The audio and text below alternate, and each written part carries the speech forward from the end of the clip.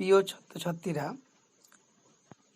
আজ আমরা পড়ব বাংলা এসিসি পেপার। আগের ক্লাসে আমরা পড়েছি মডিউল 3-এর সাহিত্য ও চলচ্চিত্রের পারস্পরিক সম্পর্ক। আজ আমরা পড়ব সত্যজিৎ রায় ও তাঁর পথের পাঁচালী সিনেমার সম্পর্কে কিছু তথ্য। সত্যজিৎ রায় বিখ্যাত সাহিত্যিক সুকুমার রায়ের সুযোগ্য পুত্র।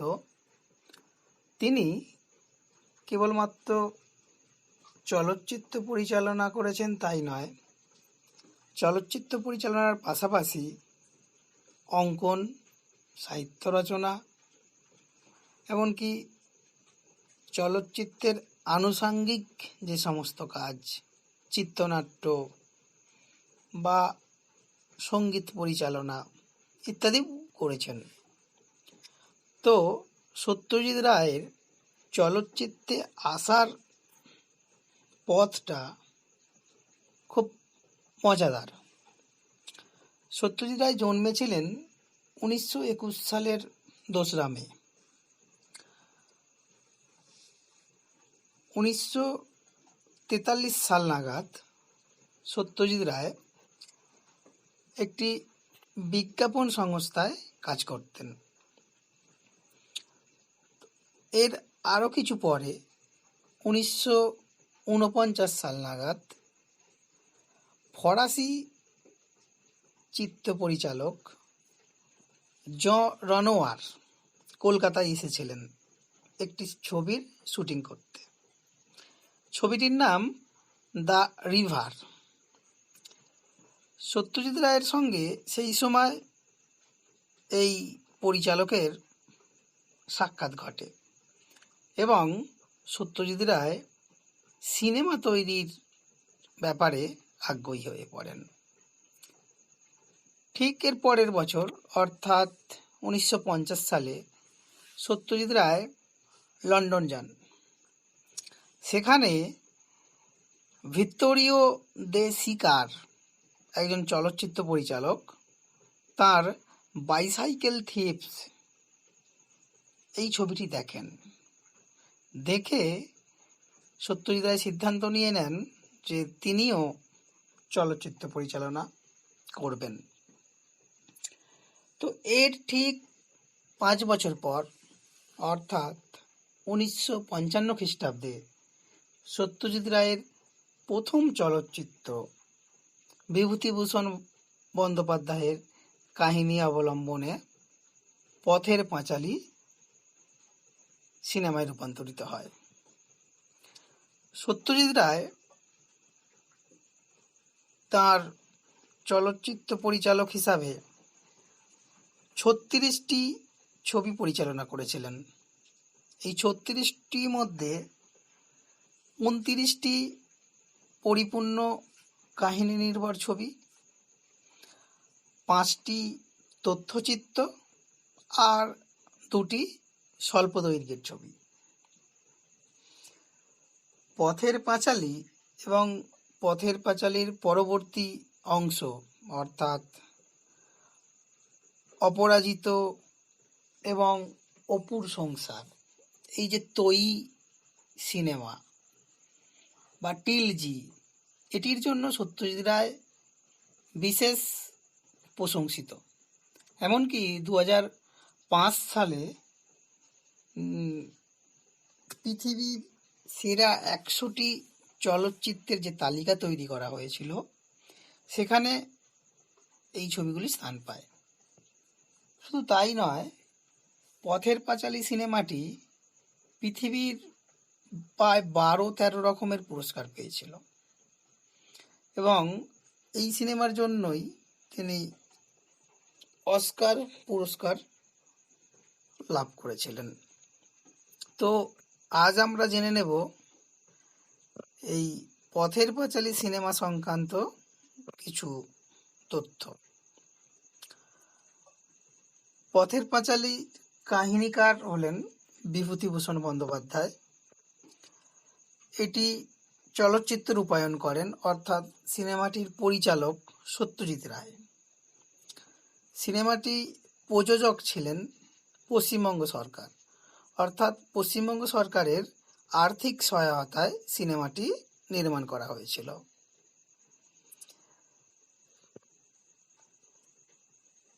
পথের পাঁচালী সিনেমার সুরকার ছিলেন পণ্ডিত রবিশঙ্কর। চিত্রগ্রহণ করেছিলেন অর্থাৎ ক্যামেরাম্যান সুব্রত মিত্র। আর চলচ্চিত্র সম্পাদনায় ছিলেন দুলাল দত্ত। এই প্রতিটি তথ্য খুবই গুরুত্বপূর্ণ। সিনেমাটি প্রথম দেখানো হয়েছিল আমেরিকায় 1955 সালের 3রা মে। ভারতে সিনেমাটি দেখানো হয় প্রথম 26 আগস্ট 1955 খ্রিস্টাব্দে। এই পথের পাঁচালী সিনেমায় যারা অভিনয় করেছিলেন তাদের মধ্যে উল্লেখযোগ্য কয়েকজনের নাম তোমাদের জানতে হবে। যেমন হরিহর রায় সিনেমাতে যিনি অপু ও দুর্গার বাবা হরিহর রায়, এই চরিত্রে অভিনয় করেছিলেন কানু বন্দ্যোপাধ্যায়। সর্বজয়া রায় যিনি অপু ও দুর্গার মা, এই চরিত্রে অভিনয় করেছিলেন করুণা বন্দ্যোপাধ্যায়। অপূর্ব রায় যাকে আমরা অপু নামে চিনি, এই চরিত্রে অভিনয় করেছিলেন সুবীর বন্দ্যোপাধ্যায়। শিশু দুর্গার চরিত্রে অভিনয় করেছিলেন রুঙ্কি বন্দ্যোপাধ্যায় এবং কিশোরী দুর্গা এই চরিত্রে ছিলেন উমা দাশগুপ্ত। ইন্দিরা ঠাকরুন যিনি হরিহর রায়ের দুঃসম্পর্কের দিদি এবং অপু ও দুর্গার পিসি, এই চরিত্রে অভিনয় করেছিলেন চুনিবালা দেবী। প্রসন্ন গুরু মহাশয় এই চরিত্রে অভিনয় করেছিলেন তুলসী লাহিড়ী। তো সত্যজিৎ রায় তার একেই কি বলে শুটিং নামক একটি গ্রন্থে এই সিনেমা তৈরির ব্যাপারে বহু মজাদার এবং উল্লেখযোগ্য ঘটনার উল্লেখ করেছেন। একেই কি বলে শুটিং গ্রন্থের ভূমিকা অংশে সত্যজিৎ রায় সিনেমা তৈরির ব্যাপারে কতকগুলি স্তরের কথা বলেছেন। সেটি পড়ে তোমাদের একটু শোনাচ্ছি, তাহলে তোমরা সিনেমা তৈরির ব্যাপার সম্পর্কে একটু প্রাথমিক ধারণা অর্জন করতে পারবে। তো একেই কি বলে শুটিং এর ভূমিকা অংশে সত্যজিৎ রায় বলছেন, ফিল্ম তৈরির কাজটাকে মোটামুটি 3 ভাগে ভাগ করা যায়। প্রথম হলো লেখা, দ্বিতীয় ছবি তোলা, আর তৃতীয় ছবি জোড়া। যে ছবি লোকে পর্দায় দেখবে সেটাই প্রথমে গল্পের মতো করে গুছিয়ে লেখা হয়, একে বলে চিত্রনাট্য। এই চিত্রনাট্য অনুসরণ করে যখন ছবি তোলা শুরু হয় তখন সে কাজটার জন্য প্রধান হাতিয়ার হলো ক্যামেরা আর শব্দযন্ত্র। এই কাজটাকেই বলে শুটিং। শুটিং হয়ে গেলে টুকরো টুকরোভাবে তোলা দৃশ্যগুলো চিত্রনাট্যে যেমন আছে তেমন করে পরপর সাজিয়ে যে জিনিসটা তৈরি হয় সেটাই লোকে পর্দায় দেখে। এর মধ্যে শুটিং পর্বের কাজেই সবথেকে বেশি ঝামেলা আর পরিশ্রম। এই কাজটা অনেক সময় স্টুডিওর ভিতর না হয়ে হয় বাইরে, প্রাকৃতিক পরিবেশে। গত 25 বছরে আমাকে ছবির শুটিংয়ের জন্য ভারতবর্ষের নানান জায়গায় যেতে হয়েছে। সবচেয়ে বেশি ঘোরাঘুরি করতে হয়েছে 3টে ছবিতে: গোপীগাইন, বাঘাবাইন, সোনারকেল্লা আর জয় বাবা ফেলুনাথ। বীরভূমের গ্রাম, বেনারসের অলিগলি আর ঘাট, সুদূর পশ্চিম রাজস্থানের মরু অঞ্চল, সিমলার বরফের পাহাড় ইত্যাদি বিভিন্ন জায়গায় শুটিং করতে গিয়ে আমাদের যেসব অভিজ্ঞতা হয়েছে তারই কয়েকটার কথা বলা হয়েছে এই বইতে। এই ধরনের ঘটনা ঘটে বলেই অনেক সময় মেহনতটা আর গায়ে লাগে না। আর বাধা যেসব আসে সেগুলো অতিক্রম করে কাজটা যদি ঠিকমতো উতরে যায় তাহলে তো আর কথাই নেই।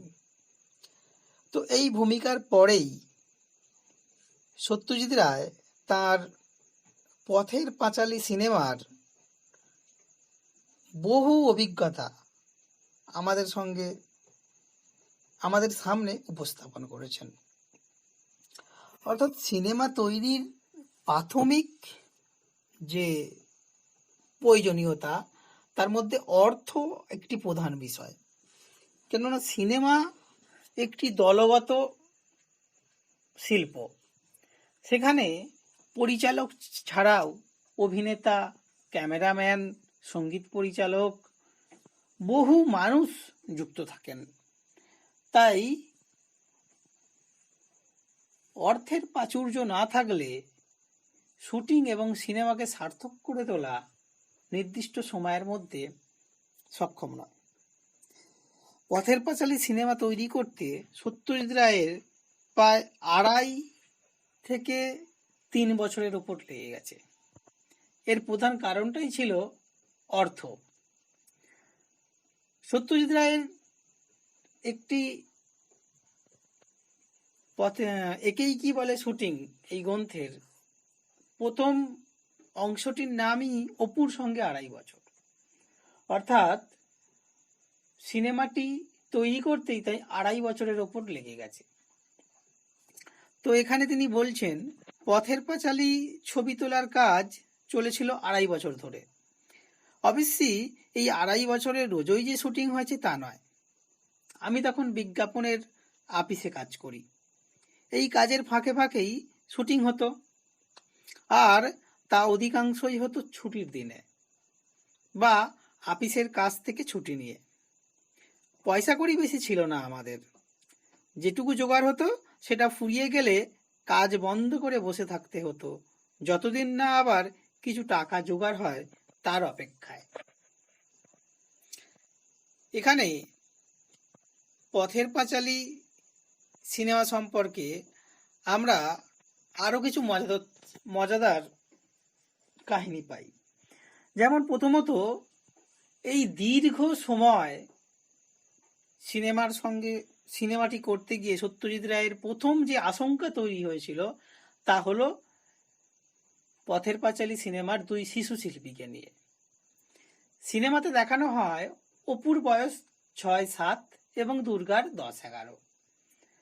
পরিচালকের প্রধান ভয় ছিল এই সময় পর্বে যদি অপু বা দুর্গার বৃদ্ধি, মানে মানুষ তো শারীরিকভাবে বৃদ্ধি পায়, তো অপু 6 থেকে 7 বছর অর্থাৎ 2.5-3 বছর, মানে অপুকে 8-9 বছর লেগে যাবে দেখতে সিনেমায়। সেটি একটি দৃষ্টিকটু। কিন্তু পরিচালক বলেছেন যে অপু এবং দুর্গা তাদের চরিত্রের মানে শারীরিক গঠনের তেমন কোনো পরিবর্তন হয়নি বলে তিনি এই সিনেমাটি খুব ভালোভাবে উপস্থাপন করতে পেরেছিলেন ওই 2.5 থেকে 3 বছর পর। এইরকম বহু মজাদার তথ্য পথের পাঁচালী সম্পর্কে আমরা জানবো